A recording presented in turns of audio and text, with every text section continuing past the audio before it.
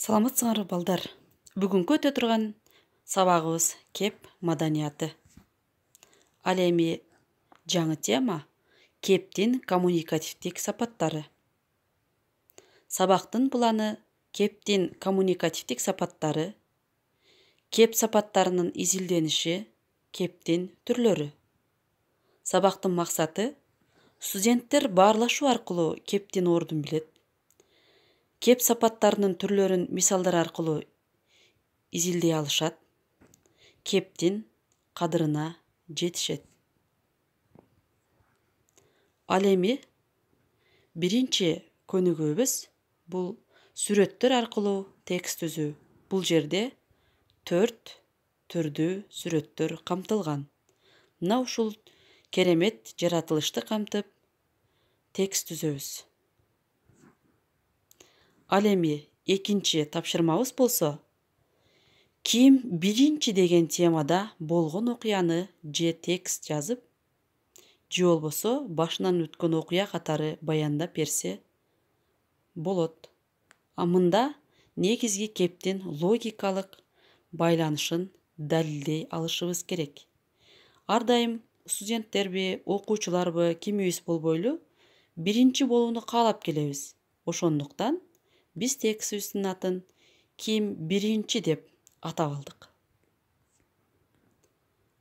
Кийинки тапшырмабыз кептин кадырын билген Жусуп Баласагындын маңыздуу кептерин окуп, жалпы жыйынтык чыгарабыз. Биринчи Жусуп Баласагындын адам баласынын эң жакшы сапаттары болгон билим менен акыл тууралуу ойлорун айтып өтсөк. Билим берди адамзат улуу болду. Окуу менен көп ачты сырдуу жолду. Кудайым акыл билим кимге берсе, ак жолун ачып турар миң сан эсе. Билим бийик, түгөнбөс окуулук, адамда ушул эки артыкчылык. Бул сөздүн тактыгына өтөм күбө, акылдан каалашыңча алгын үрөн. Окугандар акылдуу, улук болор, билимдүүгө түгөнбөс байлык коноор. Окуу, билим, акылдуу акыл курап, билимдүү ойдогусун кабыл кылат. Билимдин маанисин бил, айтканын ук, акыл ал, ар балейден кутулуп чык. Түркөйгө ооруу, кырсык жакын болот, дарылан ансыз өлүм алат турап. Демек, кийинкиси бул тилдин пайда зыяны туурасында. Эсиңе түй, тили заардын айтканын, болсун сенин сабырдуулуу кадатың. Заар тилим салды далай азапка, тилди кесем, башты сактоо максатта. Сөздү карма, башың кесип салбасын, тилди карма, тишиң сынып калбасын. Кудай сага сүйлөрүңө берди тил, башың коргоп, сөздөрүңдү тескей бил. Тагдыр катаал болбойт десең өзүңө, тилиң тиштеп, сак болгонуң сөзүңө. Орундуу сөз акыл эстен оталат, орунсуз сөз ийниңден баш алат. Маңыз сөздүн көрө албадым пайдасын, көп сүйлөсөң чалынасың сен бачым. Көп сүйлөбө, а көрөкчө так сүйлө, түмөн сөздүн оң мааниси бир сөздө. Бийлик, атак адамдарга тил берет, ашык сөз уят кылат, өлтүрөт. Мына ушулардын бардыгын эмне кылат экенбиз? Маңыздуу кептери деп эсептеп атабыз. Бул демек биз үчүн өтө керектүү кептер.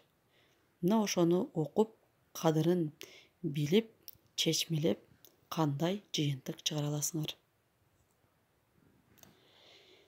Дагы Жусуп Баласагындын айткан ойлорунун чечмелейбиз дагы, кептин тактыгын айтып беребиз эми. Башкача айтканда, Жусуп Баласагын кандай так таамай кептерди айтып өткөн. Жакшы иштер тууралуу. Жаштык өтөт, өмүр бүтөт элирген. Бу дүйнө түш, сен да өтөсүң өмүрдөн. Өмүрүңдү ата журтка арнасаң, жыргап, куунап, кор болбойсуң эч качан. Эстүүлөрдүн айткандарын билгин сен, эч ким качып кутула албайт өлүмдөн. Бул дүйнөгө далай эрлер келишкен, жашап, өнүп кез келгенде өлүшкөн. Бек болсоң да, кул болсоң да бүт бары. Өлөт бир күн, артта калат аттары. Эми келди сенин дагы кезегиң, моюн сунуп, жакшы ишиңди өтөгүн. Кийинки тапшырмабыз кептеги логикалык ой жүгүртүүн. Бул кандай сезим, кандай окуя, андан ары текст улаңыз. Бул дагы студенттердин чыгармачылыгынан жаралган видео роликти силерге кыскача гана сунуштайм. Мындагы сөздөрдөн кийин, же болбосо мындагы студенттин ой толгоосунан кийин сиздин кандай ой жаралды, аны билели.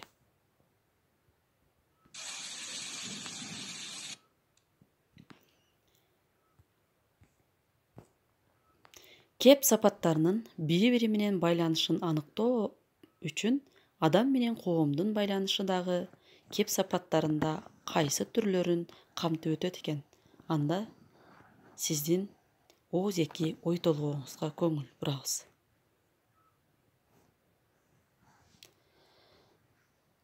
Жогорудагы сүрөттү карап, кеп ишмердүүлүгүнүн ордун айтып бериңиз дейт. Андан кийин төмөнкү макалдарды айтуу менен дагы тапшырмалабыз. Ойноп сүйлөсөң да, ойлонуп сүйлө. Ойчу ойлонгуча, тобокелчи тоон ашыптыр. Ойлогон ойду кыстаган турмуш жеңет. Ойлосом, ай, ой да терең. Ушундай о тамгасынан кеткен 20 макалды 10 учкул сөз таап, өзүбүздүн кеп куржунга салабыз. Анда эмесе ар бирибиз баракча ачып жазып баштайбыз. Сабактарды, түшүнүктөрдү эстеп, өзүңүзгө өзүңүз суроо берип, конференцияга жөнөтүңүз. Анткени суроо түшүнгөн жана түшүнө электен болот. Бул эки сөздүн кандайдыр бир деңгээлин жана ордун аныктайбыз. Өзүңдү өзүң баалап, анкета толтур. Эмнеге адамдар жалгыз өтөт? Жашоо эмнеге кең дүйнө эмес? Сабакта активдүү боло алдыңбы? Кесип тандоо кызыктуубу же кызыгарлыкпы? Кеп маданияты сизге кандай тарбия берип жатат? Кыргыз окумуштууларынан кеп маданиятына салым кошкондор. Жыргал жашоо барбы же жыргаган күндөр барбы? Сиз жогорудагы суроолорго жооп берүү менен кептин кандай баскычтардан өттүңүз? Кептин сапаттары сиз үчүн маанилүүбү? Мисалы, кепти түзөтүү, байытуунун жолдору барбы? Сизден мугалимге суроо жөнөтүңүз. Саламатта калыңыз.